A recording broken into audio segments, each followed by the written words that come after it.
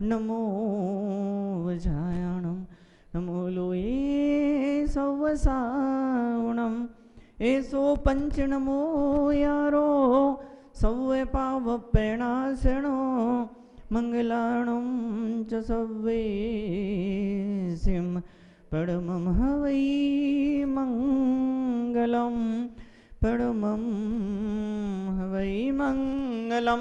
बोल महावीर भगवान की, परम पूज्य आचार्य श्री आदि सागर जी महाराज की, परम पूज्य आचार्य श्री महावीर कीर्ति महाराज की, परम पूज्य आचार्य श्री विमल सागर जी महाराज की, परम पूज्य सन्मति सागर जी गुरुदेव की, परम पूज्य आचार्य श्री विद्यासागर जी गुरुदेव की, परम पूज्य सुनील सागर जी गुरुदेव की। तो आज के मंगल क्षण उत्तम त्याग का दिन। त्याग कब आता है? अरे बाप रे, इतनी देर बाद त्याग में वो क्षमा है, फिर मार्दव है, फिर आर्जव है, फिर सोच है, फिर संयम है। क्या वो सत्य तो रह गया, सत्य भी है, फिर सोच, फिर संयम है, फिर क्या है? फिर तप है, फिर अब त्याग का नंबर आया। कई लोग ऐसे होते हैं सीधे त्याग पर टूट पड़ते हैं, सीधे त्याग पर टूट पड़ते हैं। एक शब्द पढ़ा नहीं आगम का, शास्त्रों का, सिद्धांत का। क्षमा जीवन में उतरी नहीं, सरलता पैदा हुई नहीं, सरलता पैदा हुई नहीं। क्या कुछ अयम संयम कुछ नहीं है, वो नहीं जानते 5 अनुव्रत क्या चीज हुआ करती है। वो दुनिया भर के त्याग करके बैठ जाते हैं। अपने शरीर का भी सत्यानाश होता है और समाज का भी सत्यानाश होता है, परिवार का तो जो होता है वो तो होता ही होता है।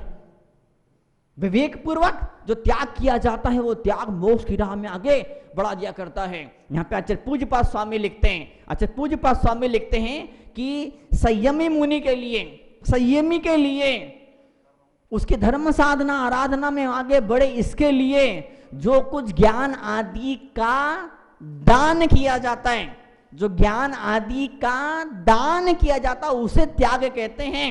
यहाँ पूज्यपाद स्वामी ने दान को, त्याग को एक ही तराजू पे रख दिया, दोनों को इक्विवेलेंट, दोनों को बराबर घोषणा कर दी। क्या? और इतना ये बनिया बुद्धि वाला आदमी इतना खतरनाक होता है, जहां का वो दान, अरे बाप रे दान, वो उठ करके भाग जाता है। कई लोग त्याग शब्द से घबराते हैं, डरते हैं, बोले बाप रे त्याग, त्याग शब्द उनको सुनाई नहीं देता है, उनको समझ में ही नहीं आता है, वो दूर भागते हैं। तो कुछ शब्द ऐसे हैं जैसे आत्मा, मैं कहूं आत्मा, मैं कहूं प्रवचन, तो कई सारे जवान छोरे छोरियां पूजा पाठ में आएंगे और क्या नाच नाच के पूजा पाठ करेंगे, क्या घूम घूम करके क्या बढ़िया बढ़िया भक्ति पूजा पाठ करेंगे। लेकिन जैसे प्रवचन, बाप रे प्रवचन, प्रवचन मतलब कि तुमको सुइयां चुभोने वाला है, ऐसा कई सारे लोगों की फीलिंग धारणा हुआ करती है। तो आज इन पवित्र क्षणों के अंदर मैं फिर से बोलूंगा, मैं पर्युषण पर्व 10 लक्षण पर्व, पर्युषण पर्व के पवित्र अवसर पर अपनी सोच को, विचार को, थिंकिंग को चेंज करना होता है। नए विचार और विश्वासों को हृदय के भीतर जगह देना पड़ता है, और जब नए विश्वास जब पैदा होने लगते हैं तो वह नए विश्वास जीवन में नए हिमालय प्रकट किया करते हैं। इतना सुंदर, इतना पवित्र, इतना प्यारा मौका है, 10 लक्षण का दरबार सजा हुआ है, आप सब यहाँ पर बैठे हुए हैं, और पारस चैनल के माध्यम से जन कितने कितने सारे लोग इस प्रवचन को सुन रहे हैं। मैं तो निमित्त बना हूं, मैं तो माध्यम हूं। कृपा आचार्य गुरुदेव सुनील सागर जी महाराज की उन्हें दीक्षा न दी होती, पवित्र संस्कार मुझ पर न की होती, तो आज इन क्षणों में यहाँ पर मैं नहीं आगे बढ़ सकता था। त्याग की बात को ठोक करके दम के साथ में आपके सामने में नहीं बोल सकता था। मुझ पर कृपा है परम पूज्य मुंशी तरुण सागर जी महाराज का, मुझ पर कृपा है मुंशी प्रज्ञा सागर जी महाराज की, वर्तमान में आचार्य प्रज्ञा सागर जी महाराज की कृपा है, मुनिषी प्रसन्न सागर जी महाराज की, वर्तमान में आचार्य श्री प्रसन्न सागर जी महाराज की, ऐसे दिग्गज धुरंधरों के द्वारा मेरे संयम जीवन का एक रूप और आकार लेना शुरू हुआ है। आचार्य पुष्पन सागर जी महाराज ने मुझे क्षुल्लक दीक्षा दे करके जिस जोरदार तरीके से मुझे मोक्ष की राह पर आगे बढ़ाया था, आज तक मैं समझता हूं वो सिलसिला आज भी जारी हुए, आने वाले भवों के अंदर सिलसिला जारी रहेगा। कोई भी त्यागी, कोई भी मुनि अगर आगे बढ़ता है तो वजह होती वो सारे लोग जो उसे ऊंचा उठाने और आगे बढ़ाने के लिए तैयार खड़े रहते हैं। आपने कई टेकचंद जी के 10 लक्षण विधान को यहाँ पर आप कर रहे हैं, कितना सुंदर लिखते हैं इस त्याग की जयमाला के अंदर, क्या? जो त्यागे सो गुरु हमारा, जो त्यागे से गुरु हमारा, जो त्यागे सो गुरु हमारा, जो हर 2 लाइन के बाद में अंतिम अर्धाली जो है इस चौपाई का, जो अंतिम जो जो चरण हैं उस अंतिम हर बार जो त्यागे से गुरु हमारा, जो त्यागे से गुरु हमारा, वो सारे लोग जो 28 मूल गुणों का पालन कर रहे हैं, वो सारी भव्य आत्माएं मेरे लिए गुरु के सिंहासन पर विराजमान हैं। और उनके लिए मैं इनकी साधना में आगे बढ़े, उनके प्रभाव में आगे बढ़े, इसके लिए मैं कुछ कर रहा हूँ, इसके लिए मैं कुछ कर रहा हूँ, इसके लिए मैं कुछ कर रहा हूँ। धर्म संस्कृति को मजबूती मिले, स्थायित्व मिले, उसके लिए गृहस्थी शावक बाप रे बेचारा कितना कुछ कर दिया करता है, कितना कुछ कर दिया करता है। इतनी पिछले दिनों भी मैंने कहा था, सरकारों से निवेदन करना चाहूंगा मैं, आप जिस भी राष्ट्रीय पार्टी के, जिस भी सत्ता के या संगठन के हेड को आप जानते हैं, सत्ता का हेड मतलब मुख्यमंत्री वगैरह, और संगठन मतलब क्या, उस पार्टी का प्रदेश का जो अध्यक्ष हुआ करता है, या यूं कहें राष्ट्रपति प्रधानमंत्री, इन लोगों तक आप अपनी गुहार, अपनी पुकार पहुंचाइए। प्रदूषण पर्व चल रहा है दुनिया भर के अंदर, दुनिया भर के नेता लोग, अभिनेता लोग, बड़े सेलिब्रिटी लोग ट्वीट कर रहे हैं, व्हाट्सएप कर रहे हैं, फेसबुक पर चीजें अपलोड कर रहे हैं कि जैन समाज को पर्युषण पर्व की बधाई, जैन समाज को पर्युषण पर्व की बधाई। हमें स्वीकार है आपकी बधाइयां, जैन समाज को, उन तमाम नेताओं मंत्रियों की सारी बधाइयां स्वीकार हैं कि जैन समाज एक गुहार भी करना चाहेगा। पिछले कुछ वर्षों में, पिछले 50 साल पहले, 100 साल पहले और 200 साल पहले कुछ विदेशी लोग जैन धर्म के प्राचीन ग्रंथों को अपने अपने देशों में ले गए थे, और वहां वो सारे ग्रंथ उनकी विभिन्न लाइब्रेरियों के अंदर सुरक्षित हैं। तो मैं कहना चाहूंगा, जैन समाज से कहना चाहूंगा, जैन समाज आवाज उठाए, जैन समाज आवाज पैदा करे कि वो प्राचीन ग्रंथ जो विभिन्न सदियों के अंदर विदेश की लाइब्रेरी के अंदर पहुंच गए हैं, उन ग्रंथों को वापस लाया जाए। अगर वहां की सरकारें तैयार न हो, उन लाइब्रेरियों के, उन अंतरराष्ट्रीय लाइब्रेरियों के व्यवस्थापक अगर इस चीज के लिए तैयार न हो, तो एक बात के लिए उन लाइब्रेरियंस पर दबाव बनाया जाना चाहिए कि भी उन ग्रंथों की एक सॉफ्ट कॉपी हम तक भेजें, फोटो खींच करके पीडीएफ फॉर्मेट के अंदर वो सारे ग्रंथ हिंदुस्तान की धरती पर आए, और जो प्रकाशित ग्रंथ नहीं, इन ग्रंथों को प्रकाशित करवाया जाए। आज भी इस पूरे हिंदुस्तान में से ढेर सारे ग्रंथालय, ग्रंथ भंडार हैं, जहां पर ऐसे ढेर सारे ग्रंथ रखे हुए हैं जो आज तक प्रकाशित नहीं हुए, उन्हें प्रकाशित होना चाहिए। और जब उन्हें वो प्रकाशित हो जाए, उन ग्रंथों को उठाइए, थमा दीजिए मुनराज के हाथ में, दान 4 प्रकार 4 संघ को दीजिए, और निश्चित रूप से ये 4 संघ को दीजिए। लोग बड़ा गड़बड़ घोटाले वाला मतलब निकाल लिया करते हैं, अरे अमुक मुनराज के शिष्य आएंगे, अमुक टाइप के मुनराज आएंगे तो मैं अत्र अत्र तिष्ठो तिष्ठो बोलूंगा, और वो नहीं आएंगे, मुझे कोई मतलब नहीं है, मुझे कोई मतलब नहीं है, मुझे कोई मतलब नहीं है।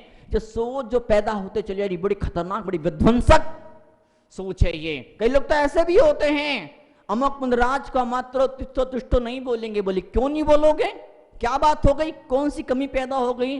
फिर मीनिंग देख निकालेंगे, उनके 28 मूल गुणों का वो पालन नहीं कर पा रहे, नहीं करते। रे बाप रे, तुमको नहीं आगे बढ़ना, मत बढ़ो, तुम सेवा में आ गए। लेकिन जो सेवा कर रहा है उससे कान में ऐसा जहर फूंक दिया करते हैं।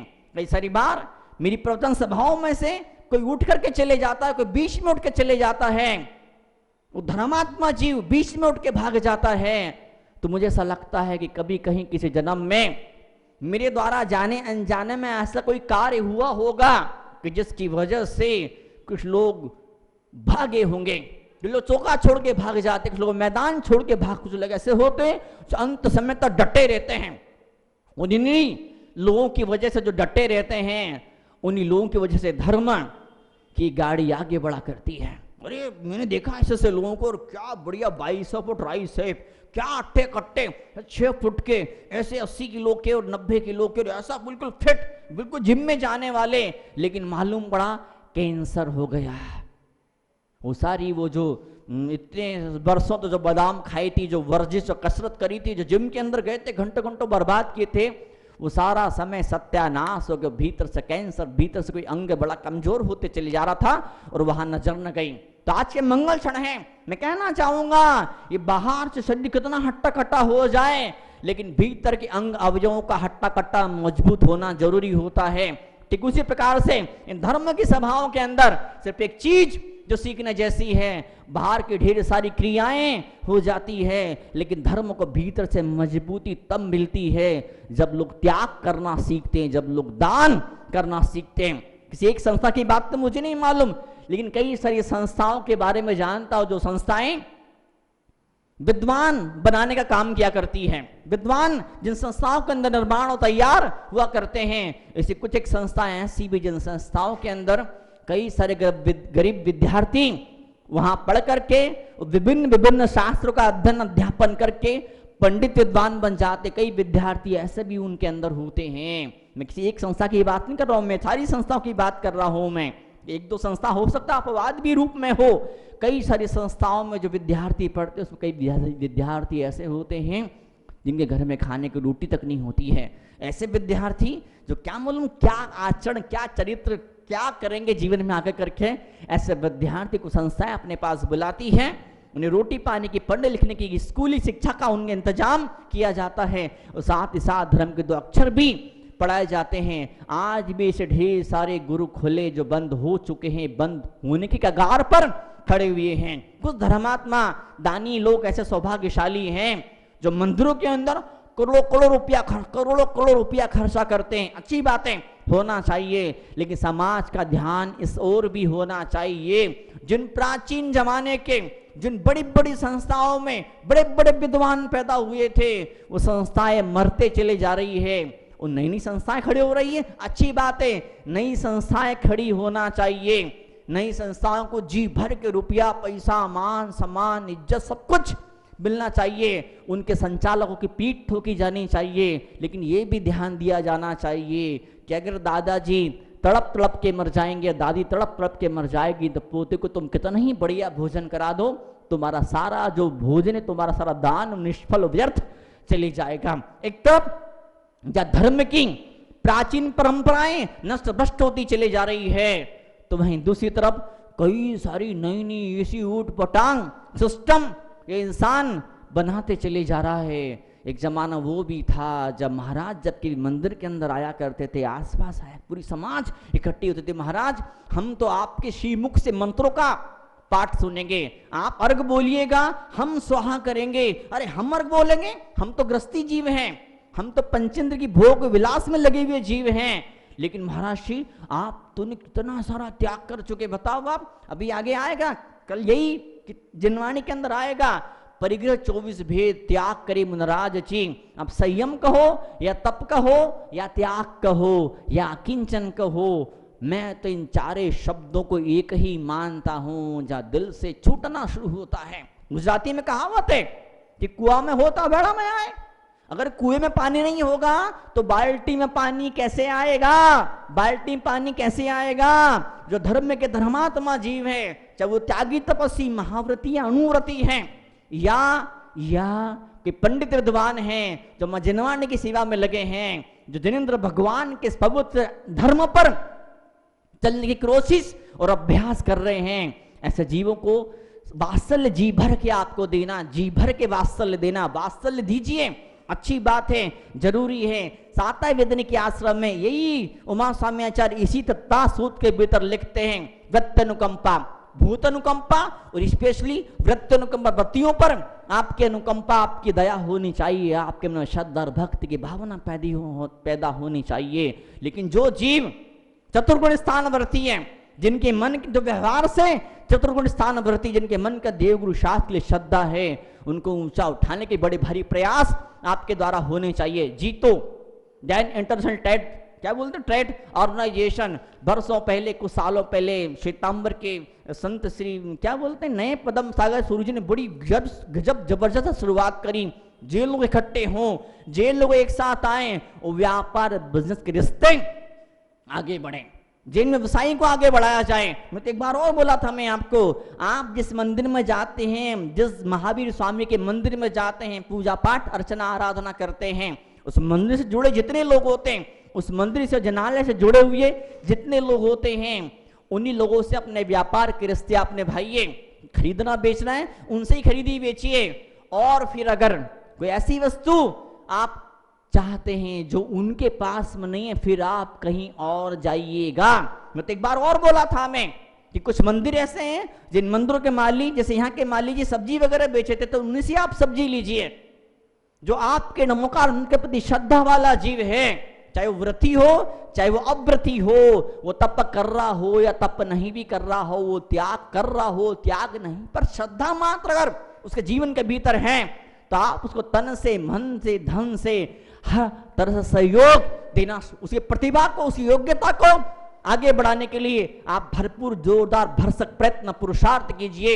आप उपवास कर रहे हैं, कई महिलाएं कई पुरुष ऐसे हैं जो दुनिया भर के तरह तरह के उपवासों की साधना को कर रहे हैं, तरह तरह के तप और त्याग के रास्ते पर चल रहे हैं, लेकिन साथ ही साथ उनको भी अनदेखा मत करिए जो समाज के उपेक्षित और वंचित लोग हैं, जिनके जीवन में कहीं कुछ अभाव है, उनकी तरफ दृष्टि भी डालना शुरू कर दीजिए। अभी सांगानेर संस्थान के लिए खूब सारे लोगों ने जी भर के जितना बनता सहयोग दिया, मुझे खुशी, मुझे आनंद है। आप लोग सिर्फ सुनते नहीं हैं, आप लोग सिर्फ पढ़ते नहीं हैं, वो चीजें आपके हृदय को स्पर्श भी करती है जो जिनवाणी माता का उपदेश हुआ करता है। आज इस पर्युषण पर्व के अवसर पर मैं पूरे जैन समाज को ढेर सारी बधाइयां देना चाहूंगा। 10 दिन के लिए क्यों, सिर्फ मात्र 10 दिन के लिए क्यों नहीं, पर्युषण पर्व जीवन के लिए होता है। 10 दिन तो मात्र हमको समझते को सीखते, पूरा समाज इकट्ठा एकजुट एक साथ हो जाता है। जब क्षुल्लक अवस्था में विदेश यात्रा पर था तो बैंकॉक में गया, वहां पर मैंने देखा कि वाह रे, उन्होंने अपने ग्रंथों को ऐसे बड़े पत्थरों पर, संगम के पत्थरों पर उकेर दिया और ऐसा बड़ा भारी उन्होंने एक मंदिर जैसा बनाया था, कोई मूर्ति नहीं थी, मात्र ग्रंथ पत्थरों पर विभिन्न चौकोण और षटकोण कैसी बड़ी बड़ी शिलाएं थी, बड़े पत्थर थे वहां पर खुदे हुए थे। जैन समाज को इस बारे में कुछ सोचना चाहिए, ग्रंथों का प्रिजर्वेशन होना चाहिए, ग्रंथों का संरक्षण होना चाहिए। आने वाली सदियों में भी ये पवित्र ग्रंथ या अध्यात्म की परंपरा धड़कती रहनी चाहिए। आज भी पुराने जमाने के जो पंडित विद्वान थे, उन पुराने जमाने के पंडित विद्वानों ने जो हमारे प्राचीन ग्रंथों की प्रस्तावनाएं लिखी थी, उन प्राचीन ग्रंथों की भूमिकाएं लिखी थी, उन भूमिकाओं को पढ़िए।